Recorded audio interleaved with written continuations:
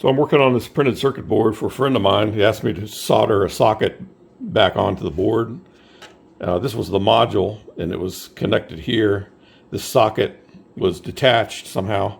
It was knocked off out of its pads. Luckily, it didn't damage the traces. And I really don't know what this board does. I don't have any information on it.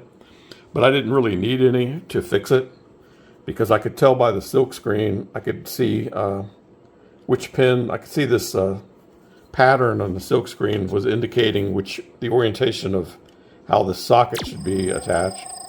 You can see that little square there on the silkscreen, and there's the divot where I reattached the socket. And then when you come over and look at the module, you can see it also has the same divot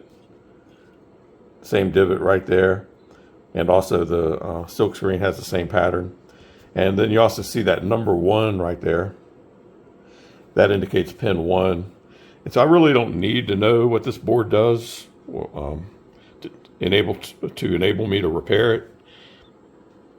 I was able to figure out how it was originally installed, and so I just resoldered the socket back on, and I can plug the chip back in. Although it's got a battery backup, and the battery's dead, so I'm not sure what's going to happen with that, but they'll have to get a new battery to make this thing work, I'm thinking.